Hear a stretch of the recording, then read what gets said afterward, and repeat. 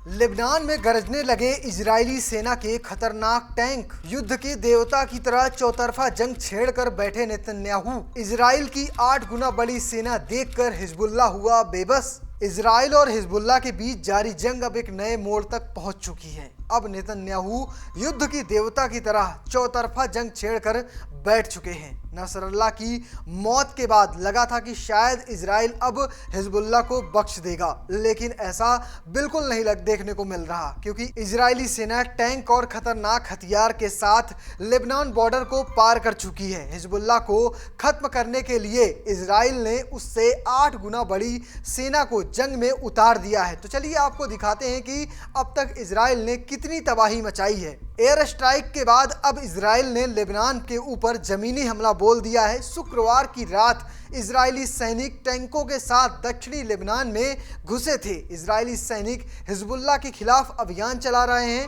2006 के बाद ये पहली बार हुआ है जब इजराइल की सेना लेबनान में ऐसे घुसी हो। लेकिन मंगलवार के दिन यानी आज दोपहर के बाद इजरायली सेना यानी IDF के अभियान के बारे में जानकारी दी गई। IDF के मुताबिक उनका पहला टारगेट उत्तरी सीमा के निकट स्थित लेबनानी गांव है, जहां से हिजबुल्लाह बेस बनाकर इजराइल के ऊपर हमला कर रहा है। इजराइल की जमीनी सेना को मदद करने के लिए वायुसेना हर समय तैयार है, लगातार उन्हें सपोर्ट भी कर रही है।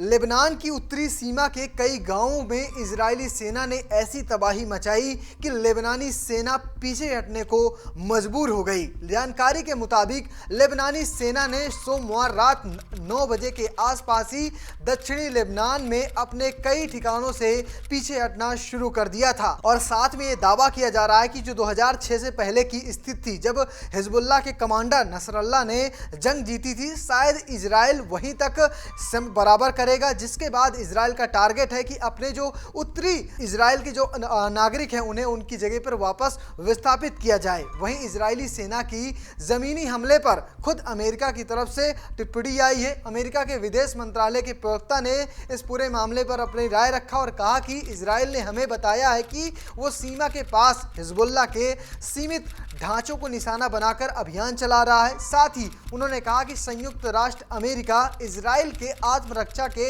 अधिकार का समर्थन करता है, यानी अमेरिका भी इजराइल का समर्थन कर रहा है। तो जिस तरह से नेतन्याहू ने तबाही मचा रखी है, लगने लगा है कि लेबनान खत्म ही हो जाएगा। तो फिलहाल आप कैसे देखते हैं लेबनान की इस तबाही को? कमेंट बॉक्स में जरूर बताना और पेज को फॉलो करना, चैनल को सब्सक्राइब करना बिल्कुल मत भूलिएगा। धन्यवाद।